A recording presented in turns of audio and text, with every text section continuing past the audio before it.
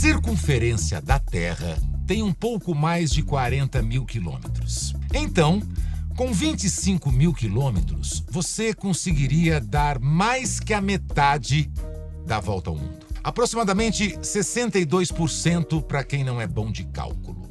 Isso talvez te dê uma noção melhor da distância que foi percorrida pela famosa coluna Prestes. Uma marcha militar que durou aproximadamente 3 anos e andou cerca de 25 mil quilômetros só no Brasil. Foram 13 estados cruzados, a pé e a cavalo. Imagine isso sem GPS, sem tênis de amortecimento, sem playlist de motivação. E também sem a menor intenção de dar a volta ao mundo. O objetivo declarado pelo movimento era denunciar e livrar esse pedaço do mundo de um governo oligárquico.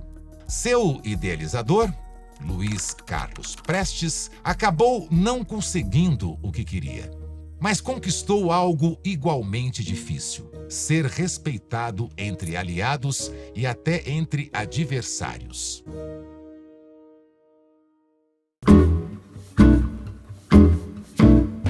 Durante essa marcha, Prestes se tornou um símbolo do idealismo armado.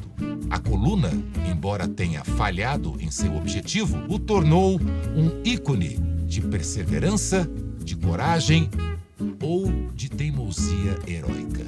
Prestes foi intitulado o Cavaleiro da Esperança.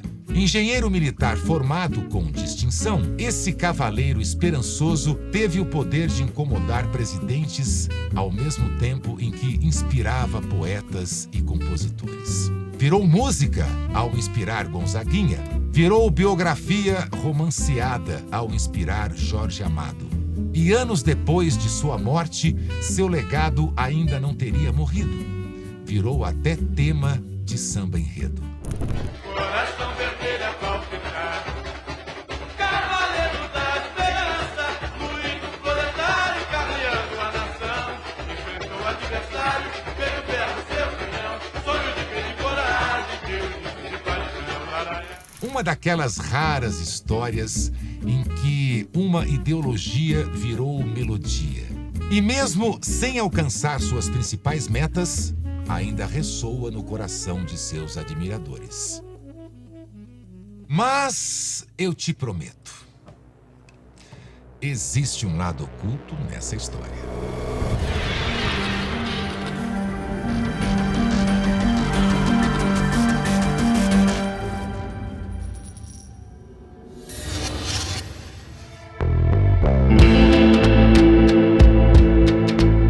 Em 1898, quando Luiz Carlos Prestes nasceu, entrar para o exército era uma forma de conseguir ascender para quem não tinha muitas perspectivas. E essa era exatamente a sua situação. Prestes nasceu em uma família de classe média baixa e ainda perdeu o pai na infância. O exército representava, então, um caminho possível diante desse cenário. E foi um caminho que ele trilhou com excelência. Com meu avô falecendo e o papai ainda era menino, ele não tinha outra alternativa do que ir para a escola militar. Era dezembro de 1919, quando Prestes se formou como tenente. E justamente nessa época, começava a fermentar entre as mentes dos jovens oficiais do Exército um movimento que eclodiria em 1922, o tenentismo. Esses jovens militares, insatisfeitos com a estrutura oligárquica da República Velha, passaram a defender reformas como o voto secreto, a educação pública e a moralização da política. Na teoria, muito bonito. Na prática, ao invés de consolidar algum avanço, acabaram abrindo caminho para o golpe de Vargas em 1930, que instalaria um governo autoritário travestido de Revolução de 1930. Mas vamos voltar ao jovem Prestes, que estava se formando em 1919. Nesse período, ele ainda não tinha se engajado politicamente e se manteve afastado das tramas políticas de seus colegas tenentes. Isso mudou em 1922, quando o bichinho da política e da conspiração começou a mordê-lo. É que nesse ano, a revolta dos 18 do Forte de Copacabana ocorreu. E Prestes chegou a cogitar participar, mas adoeceu com tifo pouco antes da ação. E talvez ele tenha sido ironicamente salvo pela doença, considerando o destino trágico da maioria dos envolvidos. Dos 18 saudáveis revoltosos, só 2 sobreviveram. E lá estava ele, ardendo em febre, mas vivo. 2 anos depois, em 1924, Prestes decidiria que era a hora de levantar e andar, literalmente. Lideraria um movimento que ultrapassaria em muito os poucos quilômetros percorridos em Copacabana por seus colegas revoltosos. Enquanto os 18 do Forte pararam de caminhar quadras depois, na rua Siqueira Campos, atingidos por balas, Prestes só pararia de caminhar na Bolívia, sem ser atingido nem capturado, 25 mil quilômetros de caminhada depois. Um episódio que entraria para a história como a Coluna Prestes. Vamos fazer um exercício de imaginação? A Marcha de Prestes envolvia milhares de homens armados, muitas vezes famintos, exaustos e em constante deslocamento. E as cidades por onde esses muitos homens armados passavam eram pequenas, vulneráveis e quase sempre mal defendidas. Não precisa de muito esforço para imaginar o resultado dessa forma, não é? Mas, infelizmente, o que você imaginou ocorreu, e possivelmente de forma até pior na vida real. A coluna, para se sustentar, tomava recursos à força: comida, cavalos, munição, dinheiro e, não raramente, bens do povo que dizia estar defendendo. Os marchantes chamavam isso de requisição, mas para os moradores locais isso era só um eufemismo para roubo. Um roubo com recibo ideológico.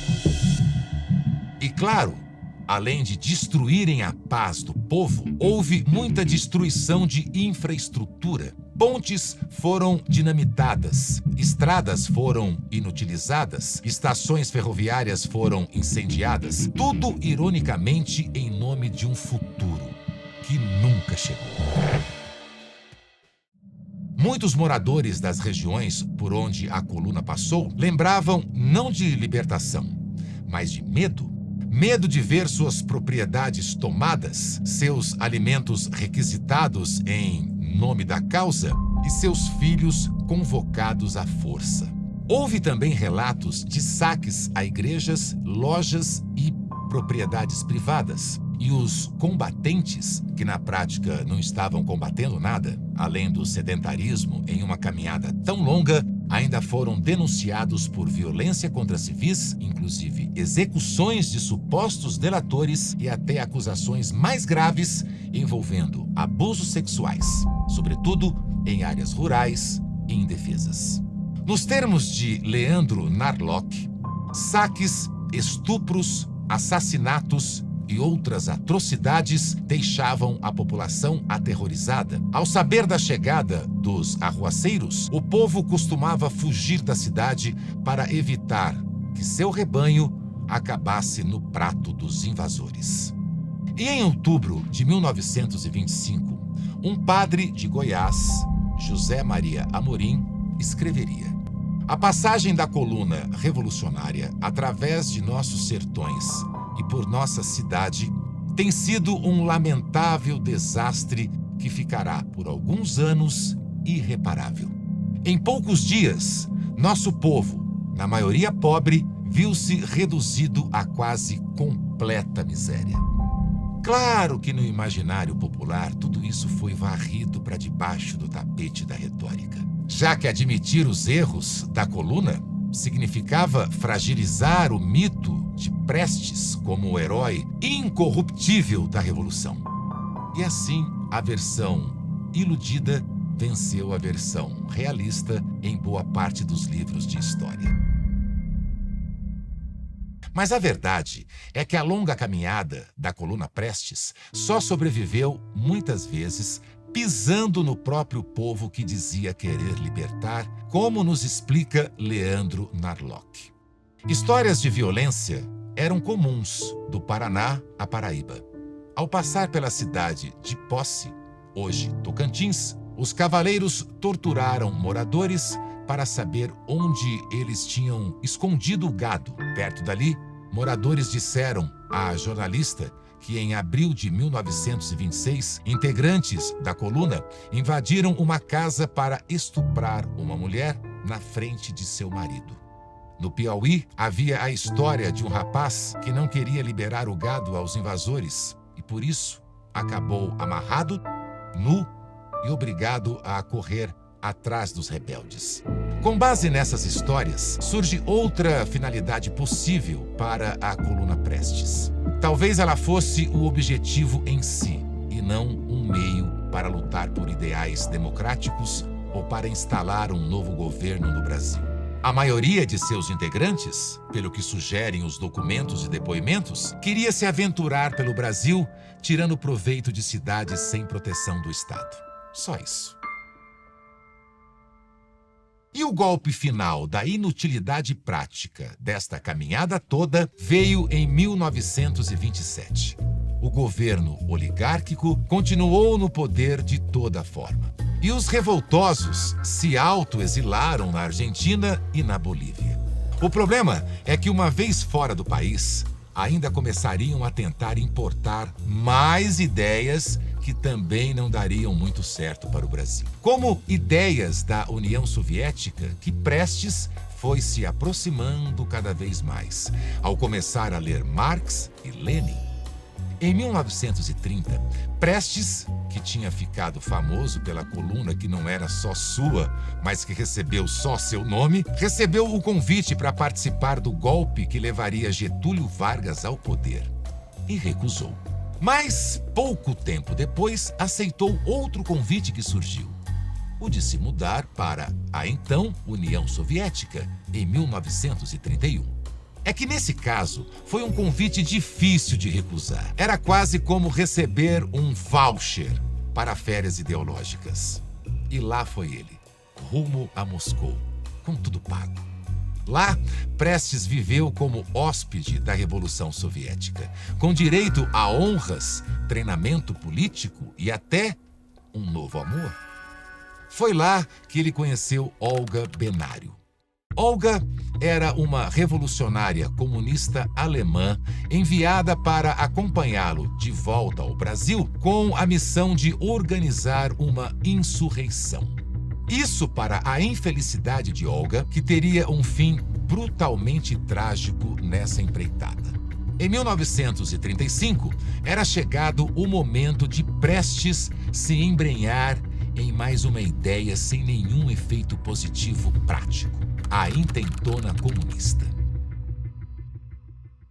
Prestes parece que nunca compreendeu o país que jurava que iria libertar. Primeiro fez uma marcha tão grande quanto inútil para salvar um povo que nem sabia do que estava sendo salvo. E só acabou sendo abusado por seus heróis.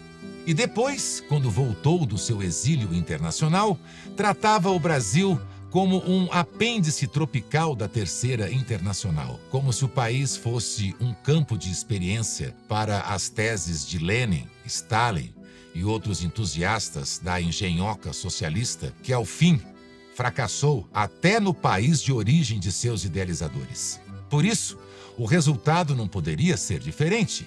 A intentona fracassou brutalmente. Mas se só tivesse fracassado, ainda seria menos pior do que a realidade. Ela foi uma tentativa de golpe financiada pela União Soviética, mal organizada e sem apoio popular.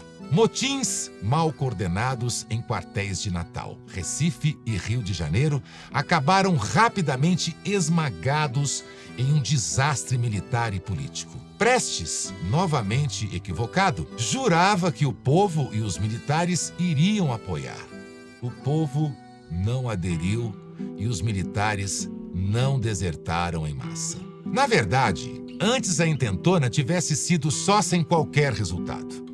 Teve sim. Centenas de mortos, prisões em massa e a completa desmoralização do PCB. Embora essa parte tenha sido esquecida depois. Prestes foi preso em 1936 e a judia Olga, grávida de Prestes, foi entregue por Vargas ao regime nazista, num gesto covarde, mas não inesperado, vindo de um Estado que flertava com o fascismo. Olga foi enviada à força para a Alemanha, depois separada da filha recém-nascida e morta em 1942 numa câmara de gás. E depois disso tudo, adivinha o que Prestes fez? Anos depois, ele passou a apoiar Getúlio Vargas. Subiu em um palanque com ele e tudo. O mesmo homem que o prendeu e entregou sua companheira à morte e sua filha para nascer em uma prisão nazista. Quando o PCB foi legalizado por um breve momento, Prestes foi eleito senador e abraçou o populismo getulista como quem troca a foice pelo microfone. Mas não é de surpreender que ele enaltecesse um ditador, uma vez que ele já enaltecia Stalin.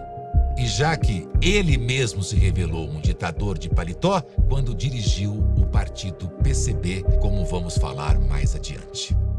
Mas há um caso tão trágico quanto o de Olga, de uma mulher comunista assassinada, mas que não ganhou tanta notoriedade e sempre é estranhamente esquecido. O de Elza Fernandes. Uma menor de idade que foi executada por ordem direta de Prestes. Um assassinato político que não virou filme.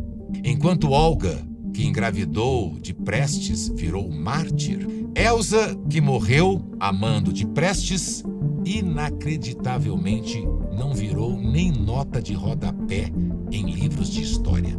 Elza era namorada de um membro da segurança do partido. Simples, ingênua, teria feito comentários imprudentes ou acharam que ela poderia fazer por ser muito inocente. Bastou isso para ser acusada de traição e, sem julgamento, foi estrangulada com um lenço.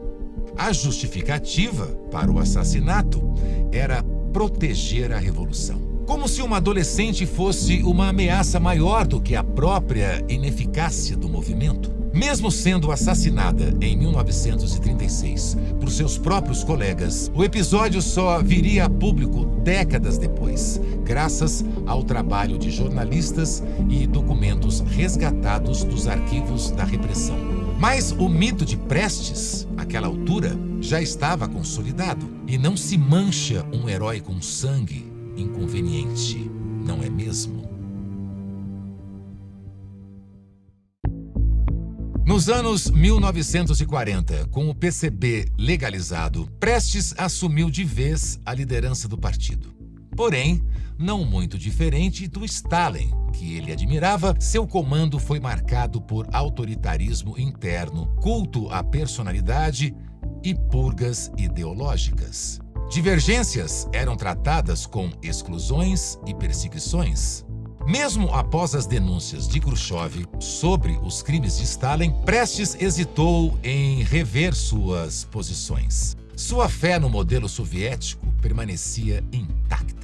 Em 1946, foi eleito senador com votação expressiva no Rio de Janeiro. Mas sua atuação parlamentar se limitou à retórica revolucionária, sem grandes resultados práticos novamente.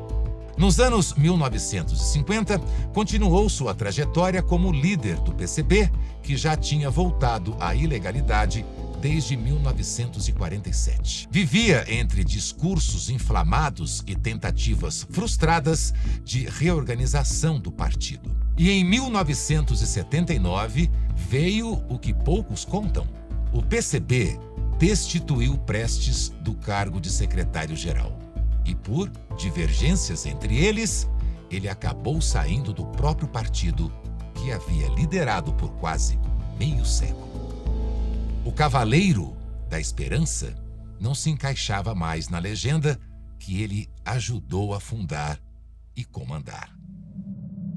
Ele é Luiz Carlos Prestes, 90 anos, fundador do Partido Comunista Brasileiro. Ô Prestes, você no tempo que esteve preso, chegou a ser torturado? Chegou a sofrer tortura? A minha tortura foi moral apenas, né? Foi a expulsão da minha companheira, né? Que não tinha nenhum processo, não tinha nenhum crime, e, no entanto, foi expulsa para ser entregue gratuitamente ao Hitler para ser, onde ela estava com o 7º mês de gravidez, já, quando ela embarcou num navio alemão, podia até morrer a bordo, e é um filho de um brasileiro. Agora você falou 9 anos de prisão, isolado. E quantos anos de exílio? Exílio foram alguns 10 a 15 anos. Eu estive exilado na Argentina, no Uruguai, depois na União Soviética. Depois voltei ao Brasil, depois estive 8 anos e meio, ultimamente, na União Soviética, de 71 até 79. Depois de 64, né? Depois de 64 eu passei 7 anos de clandestinidade aqui no Rio de Janeiro mesmo. Né? Você acha que ainda dá para ter esperança? Muita. A esperança existe. A certeza, mais do que esperança, é a certeza de que o Brasil vai chegar a um regime novo, diferente, livre efetivamente da exploração do homem pelo homem.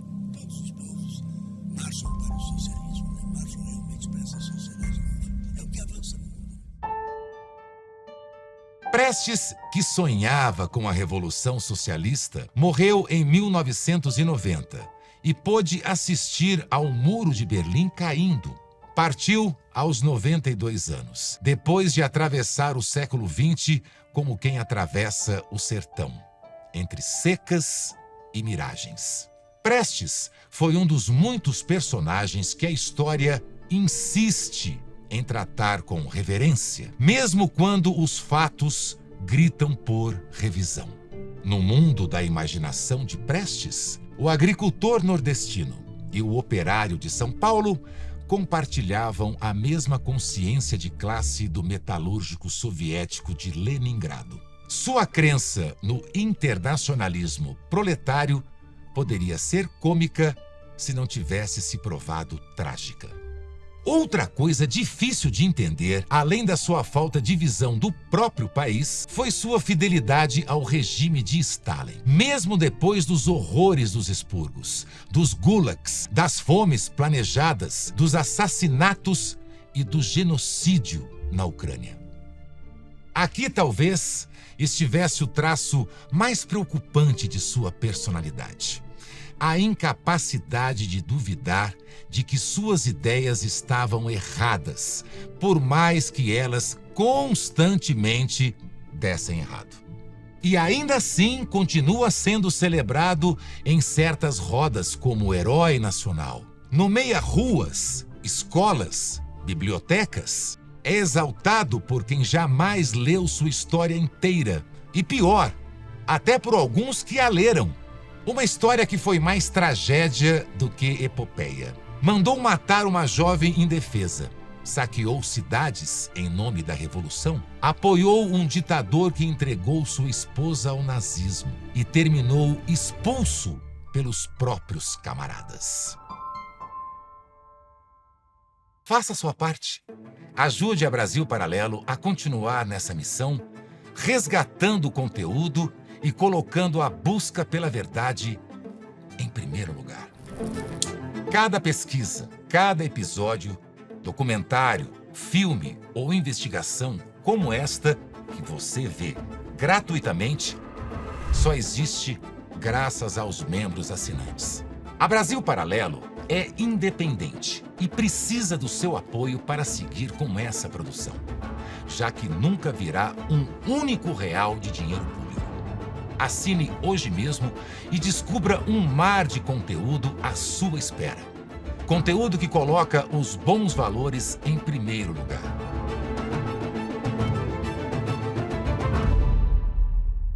Se você acha que outras pessoas precisam conhecer o lado oculto do Cavaleiro da Esperança, compartilhe esse episódio. E para aqueles que acham que os seus segredos estão enterrados em segurança nas covas perdidas da história, tenham cuidado, pois existem 3 coisas que não podem ser escondidas por muito tempo: o Sol, a Lua e as faces ocultas, que eu vou revelar.